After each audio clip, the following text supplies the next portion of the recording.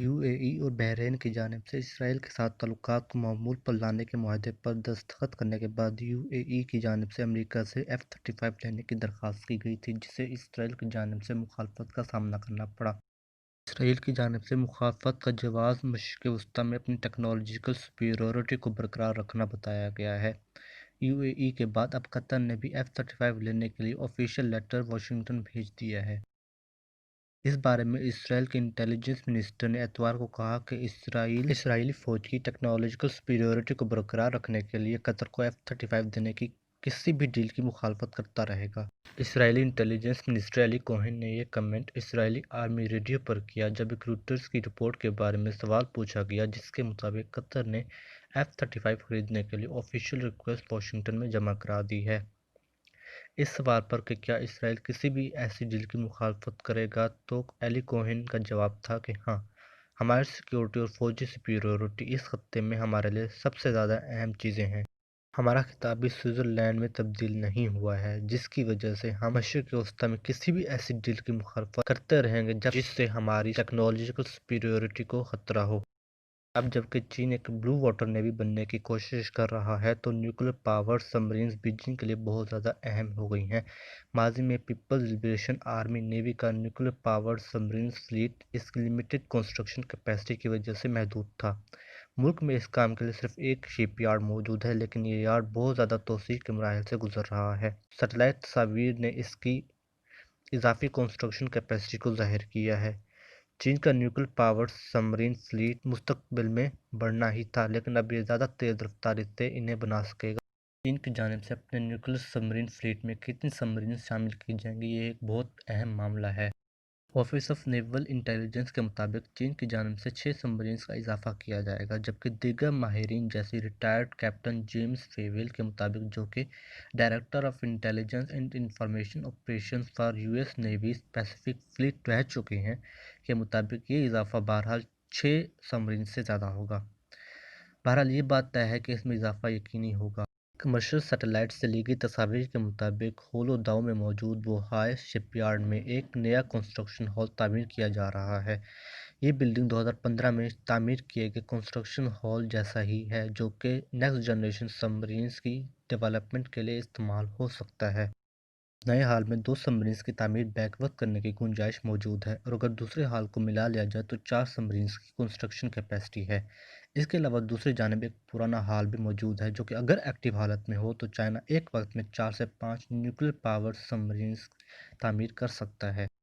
Nuclear سبمرینز میں دونوں ballistic missile SSBNs اور اٹیک سبمرینز SSN شامل ہیں، جو کہ چین میں صرف بوہائے شپ یارڈ میں بنائی جاتی ہیں، جس کی صلاحیت میں اضافہ مکمل فلیٹ کی طاقت پر اثر ڈالے گا۔ چائنا کی بڑھتی ہوئی نیول اسٹرینتھ کا مقابلہ کرنے کے لیے یو ایس نیوی کی جانب سے بیٹل فورس 2045 پلان تجویز کیا گیا ہے، جس کے بارے میں بتاتے ہوئے U S defence secretary mark ایسپر کا کہنا تھا کہ امریکہ کو جلد سے جلد ورجینیا کلاس کی 3 سبمرینز سالانہ بنانا شروع کر دینا چاہیے۔ یہ ایک بڑی اور زیادہ باصلاحیت طاقت کو یقینی بنائے گی۔ پلان کے مطابق 70 سے 80 اٹیک سبمرینز کی تیاری ہونا ہے۔ بوہائے میں بنانے کے لیے 3 نئی کلاس کے سبمرینز موجود ہیں۔ ان میں سب سے پہلے ٹائپ 093B، جو کہ ٹائپ 093A شانگ 2 کا امپرووڈ ورژن ہے، موجود ہے۔ اس سبمرین میں سب سے اہم امپروومنٹ کروز میزائل کی لانچ کے لیے ورٹیکل لانچ ٹیوبز کا اضافہ ہوگا۔ یہ اسے زیادہ تعداد میں کروز میزائلز لے جانے کی صلاحیت فراہم کریں گے، جو کہ اس کی اسٹریٹجک اسٹرائیک کیپیبلٹی کو بڑھائے گا۔ YJ-18 cruise missile Russian caliber family کے کروز میزائلوں کا ہم پلہ سمجھا جاتا ہے، اور چائنا پہلے سے اپنی کچھ سبمرینز سے کیلیبر میزائلوں کو استعمال کر رہا ہے۔ ٹائپ 093B سبمرین سے زیادہ ایڈوانس سبمرینز نیکسٹ جنریشن ٹائپ 095 سبمرینز ہیں۔ اس میں ٹائپ 093B سبمرینز کی صلاحیتوں کے ساتھ ساتھ اسٹیلتھنس بھی شامل ہوگی۔ تیسری پروجیکٹڈ ٹائپ ایک نیکسٹ جنریشن SSBN یعنی بیلسٹک میزائل اٹیک سبمرین ٹائپ 096 سبمرین ہے، جو کہ موجودہ ٹائپ 096 جن کلاس کو ریپلیس کرنے کے بجائے اس کو تقویت فراہم کرے گی، مطلب اس کی مددگار کے طور پر استعمال ہوگی، جس سے چین کی SSBN فلیٹ میں مزید اضافہ ہوگا۔ کانگریس کو پیش کی گئی 2020 چائنا ملٹری رپورٹ کے مطابق 2030 تک چین کی نیوی میں 8 SSBNs کا اضافہ متوقع ہے۔ انڈیا کی جانب سے 1000 کلومیٹر رینج رکھنے والے مقامی طور پر تیار کردہ نربھے کروز میزائل کا تجربہ پچھلے ہفتے سوموار کو کیا گیا، جو کہ ٹیکنیکل پرابلمز کی وجہ سے ناکام ہو گیا۔ نربھے کروز میزائل، جو کہ درمیانے فاصلے تک مار کرنے والا لینڈ اٹیک کروز میزائل ہے اور ٹرین ہگنگ کی صلاحیت بھی رکھتا ہے، کا ٹیسٹ کیا گیا تھا۔ یہ امریکی ٹام ہاک اور رشین کلب SSN-25 کروز میزائلوں کا انڈین ورژن ہے۔ ڈیفنس سائنٹسٹ کے مطابق ٹیسٹ لانچ کے 8 منٹ کے اندر ہی انجن میں ٹیکنیکل ایشوز کی وجہ سے یہ ٹیسٹ فیل ہو گیا، جس کی مزید تفصیلات شیئر نہیں کی گئیں۔ یہ میزائل فی الحال Russian Saturn 50 MT turbo fan engine سے چلتا ہے، جس کی مقامی طور پر تیاری 2007 میں DRDO کی جانب سے شروع کی گئی تھی۔ ایک سینئر DRDO کے سائنسدان نے کہا کہ نربھے ایک اسٹیلدی کروز میزائل ہے جو کہ مختلف وار ہیڈز لے جانے اور مختلف اہداف کو نشانہ بنانے کی صلاحیت رکھتا ہے۔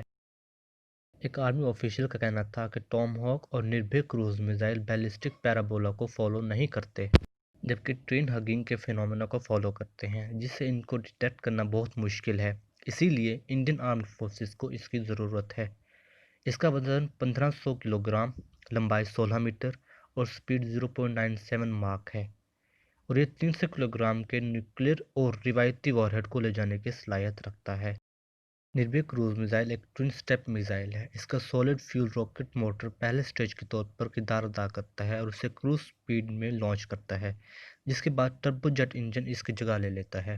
اس کو ایک مقامی طور پر تیار کردہ رنگ لیزر گائروسکوپ انرشیل نیویگیشن سسٹم، ایک GPS انیبلڈ گائیڈنس سسٹم اور رشین سیکر سسٹم سے لیس کیا گیا ہے۔ جولائی میں منسٹری آف ڈیفنس نے 300 نربھے کروز میزائلز تینوں سروسز کے لیے خریدنے کا اعلان کیا تھا۔ DRDO کے ایک آفیشل کا کہنا ہے کہ میزائل کو انڈکٹ کرنے سے پہلے کم از کم 20 نئے مزید ٹیسٹ سے گزرنا پڑے گا، جس میں 3 سے 5 سال لگ جائیں گے۔ اسے بھارت ڈائنامکس لمیٹڈ کی جانب سے تیار کیا جاتا ہے، جبکہ ہر سسٹم کی قیمت $1.5 ملین ہے۔ ذرائع کے مطابق حال ہی میں کیے گئے نربھے کروز میزائل کے ٹیسٹ میں ایک مقامی طور پر تیار کردہ انجن کا ٹیسٹ کیا جا رہا تھا، جس میں خرابی کی وجہ سے یہ حادثہ پیش آیا۔ دوسری جانب پاکستان کی جانب سے تیار کیا جانے والا بابر کروز میزائل، جسے 2005 میں ٹیسٹ کیا گیا تھا اور 2010 میں سروس میں شامل کیا گیا تھا، ایک کامیاب کروز میزائل ہے۔ اس کے 3 ویریئنٹ بابر 1، بابر 1B اور بابر 2، جبکہ جہاز سے لانچ کیا جانے والا ہربا کروز میزائل پاکستان کے سروس میں شامل ہے۔ اس میں کئی مزید ٹیکنالوجیز جیسے latest guidance system, stealth features, بے دوست satellite navigation and train counter matching کے ساتھ ساتھ ٹرین ہگنگ کی صلاحیت بھی موجود ہے۔ انڈیا کی جانب سے پچھلے 45 سے 50 دنوں میں 12 سے 13 میزائل ٹیسٹ کیے جا چکے ہیں۔ ان میں سب سے پہلا test hyper sonic technology demonstration vehicle HSTDV کا کیا گیا تھا۔ اس کے بعد 22 ستمبر کو 4 کلومیٹر کی رینج رکھنے والے ایک اینٹی ٹینک گائیڈڈ میزائل کا کیا گیا تھا۔ پھر 550 کلومیٹر رینج رکھنے والے پرتھوی 2 بیلسٹک میزائل کا ٹیسٹ کیا گیا تھا۔ اس کے بعد زیادہ رینج والے برہموس کروز میزائل کا ٹیسٹ کیا گیا تھا، جبکہ 2 اکتوبر کو نیوکلیر کیپیبل سوریہ میزائل کا تجربہ کیا گیا تھا، جس کی سپیڈ 7.5 میک بتائی جاتی ہے۔ اس کے بعد سمارٹ یعنی supersonic missile assisted release of torpedo کا ٹیسٹ کیا گیا تھا، جبکہ 9 اکتوبر کو next generation anti radiation missile کا ٹیسٹ کیا گیا تھا، جسے سکھوئی Su-30 MKI سے فائر کیا گیا تھا، جبکہ پچھلے ہفتے سوموار کو نربھے کروز میزائل کا ٹیسٹ کیا گیا، جس کے بعد ایک اور اینٹی ٹینک گائیڈڈ میزائل اور INS چنائی سے برہموس سپر سونک میزائل کا ٹیسٹ کنڈکٹ کیا گیا۔